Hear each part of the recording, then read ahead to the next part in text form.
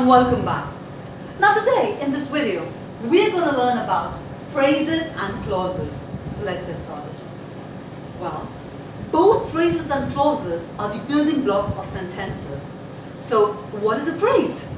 Well, a phrase is a group of words that forms a single unit in a sentence that does not contain a subject-verb or a subject-predicate combination. For example, we'll be running. Well, do we have a subject-verb combination here? We do have a verb run, but what about the subject? Or in terms of subject-predicate, will be running can be termed as a predicate, but what about the subject? Correct? Very quickly. Again, do we have a subject-verb or a subject-predicate combination? No. Can this be used as a complete sentence? No. Is it conveying a complete meaning? No again. My 20 days. Now if I tell you, my 20 days, you may ask, yeah, what about it? What do you want to convey here? Correct? Okay. Very friendly. Again, does it have a subject-verb or a subject-predicate combination? No. Does it convey a complete meaning? No. Correct? So can we use this as a complete sentence in itself? Again, no. Right? Are we on the same page? Are you getting the picture? Okay, let's move forward to clauses now. So, what is a clause? Well, a clause is a group of words which forms a part of a sentence or that can be a complete sentence that contains a subject-verb or a subject-predicate combination. Now, did you notice that in this very definition I used two things? First, either a clause can be a group of words which can form a part of a sentence, okay? Or it can be a complete sentence, right? Did you notice? Now, based on this, clauses have been divided into two, or there are two types of clauses.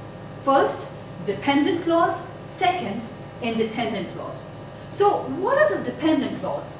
Well, a dependent clause is a group of words that contains a subject-verb or a subject-predicate combination, but it cannot stand alone or cannot convey a complete meaning.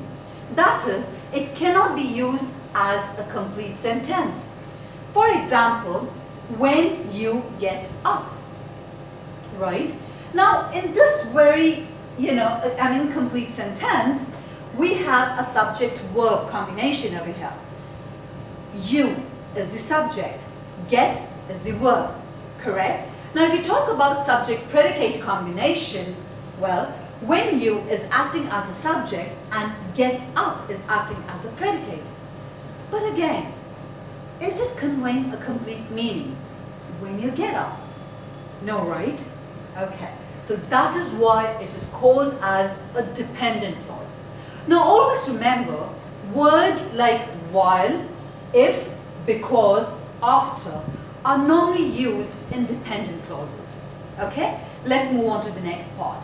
That is independent clause.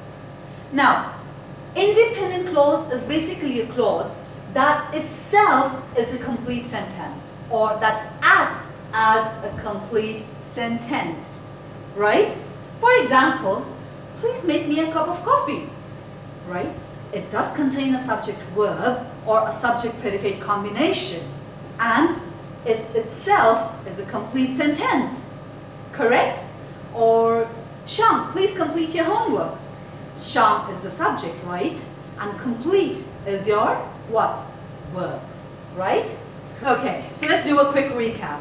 So, phrases basically are those group of words that does not contain a subject-predicate or a subject-verb combination. That's the first thing.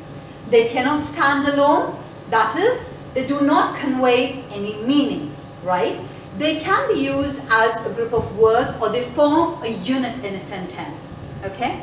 For example, will be running, right? It does not contain any subject-verb or a subject-predicate combination.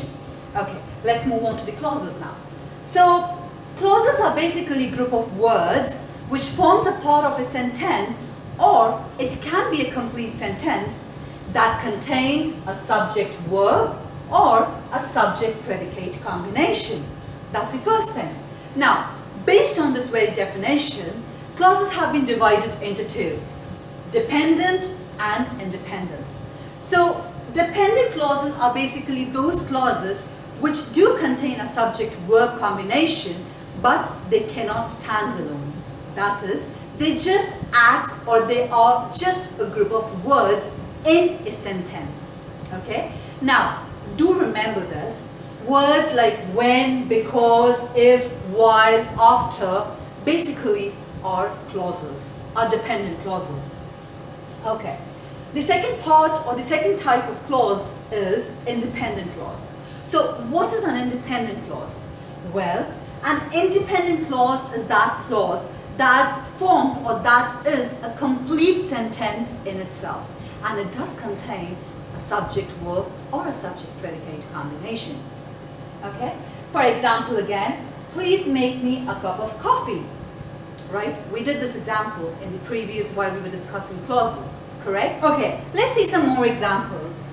The first one is, she is eating her food.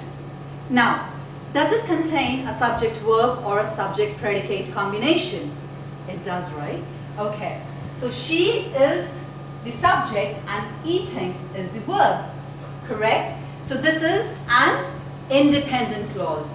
Why an independent clause? Because this is basically a complete sentence. Correct? In the garden. Does it contain a subject-verb or a subject-predicate combination? No. Okay? So this is a phrase or a clause? It is a phrase. Before I get back. Okay, so does it have a subject-verb combination or a subject-predicate combination? We do have it. I and get. Correct? We do have a subject-verb combination. Now, does it convey a complete meaning? No. So this is a dependent clause. Before I get back, please complete your homework. Now this is a tricky one. Before I get back, please complete your homework. Now if you notice, the sentence contains two clauses. First of all, why it is a clause? Because it contains a subject-verb combination. Right? Now, before I get back, before I get back. Now, this is incomplete in itself. That means this is a dependent clause. Please complete your homework. Now, this is an independent clause because this is acting as a complete sentence. Correct? So this very sentence is a formation, or it's a combination of two clauses, dependent as well as independent clause.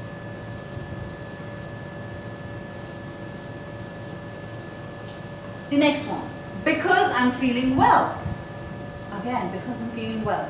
Does it contain a subject-verb or a subject-predicate combination? It does. Okay? So, is this a clause? Which clause, in fact? A dependent or an independent? It's a dependent clause. Right? Okay. That was all for today's lecture. Thank you for watching this video. In case if you have any kind of queries and doubts, you can leave it in the comment section below and I'll try to get back to you. Also, if you have not subscribed to this channel, please do the same. So thank you once again. I'll see you in the next video. Take care and have a beautiful day ahead. Good day.